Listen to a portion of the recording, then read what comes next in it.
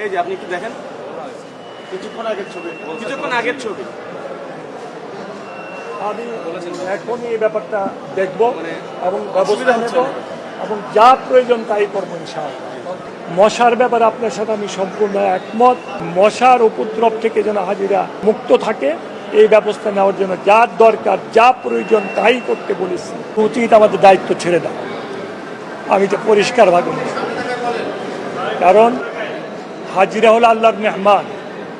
মাননীয় প্রধানমন্ত্রী পরিষ্কারভাবে নির্দেশ দিয়েছেন, তাদের সাথে যদি সুন্দর আচরণ না করা হয়, তাদের সুযোগ সুবিধা যদি সঠিকভাবে দেখা না হয়, উনি ব্যবস্থা নিতে দ্বিধাবোধ করবেন না। উনি পরিষ্কার ভাষায় বলে দিয়েছেন। আমি আল্লাহর একজন সৃষ্টি হিসাবে মনে করি হাজিরা আল্লাহর মেহমান। যেহেতু আমার আল্লাহর মেহমান, আমার দায়িত্ব, আমাদের কর্তব্য তাদের যে কোনো সুবিধা অসুবিধার প্রতি আমাদের খেয়াল রাখা। আমরা এটা আমাদের দায়িত্ব হিসেবে মনে করি। আপনারা যে প্রশ্নগুলি করেছেন এটা আমারও প্রশ্ন, এটা আমারও ভিতরে আছে। আমি এই নিয়ে চিন্তা ভাবনা করছি, তবে আমি বুঝাতে পারবো না আপনাদেরকে আমার মনের অবস্থা। কারণ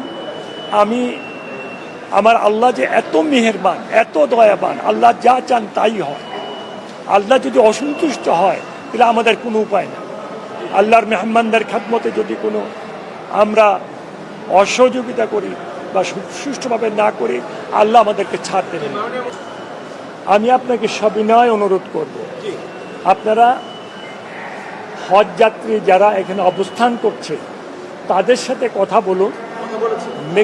ম্যাক্সিমাম কি বলে এটা দেখুন। আমাদের চেষ্টা কোনো ত্রুটি হচ্ছে না। মশার ব্যাপারে আপনার সাথে আমি সম্পূর্ণ একমত।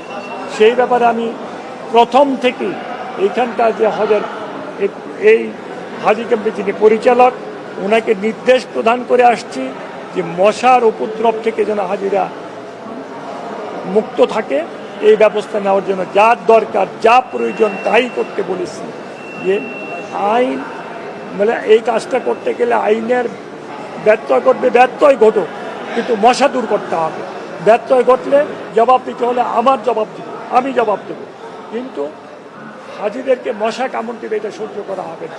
আমি দু একদিন আগে মিটিং করেছি, কালকে রাত্র আমি অধিক রাত্র পর্যন্ত ছিলাম। আমি নিজে হাজিদের সাথে কথা বলেছি, হাজিদের ক্যান্টিনে গিয়েছি, হাজিদের রুমে গিয়েছি। আমার চেষ্টার কোনো ত্রুটি নাই এবং আমি এই সমস্ত অন্যায়গুলি যেগুলি ঘটছে যদি আপনাদের কথা অনুযায়ী হয় তাদের বিরুদ্ধে ব্যবস্থা নিতে আমি দ্বিধাবোধ করবো না ইনশাআল্লাহ। মাননীয় প্রধানমন্ত্রী নিজের থেকে ইচ্ছা প্রকাশ করেছেন উনি প্রথম হাজি ক্যাম্পে আসবেন, হাজি ক্যাম্প পরিদর্শন করবেন, তারপরে উনি এয়ারপোর্টে যাবেন। মাননীয় প্রধানমন্ত্রী তো জনগণের প্রধানমন্ত্রী, সাধারণ মানুষের প্রধানমন্ত্রী। উনি সবসময় তাদের কথাই চিন্তা করেন।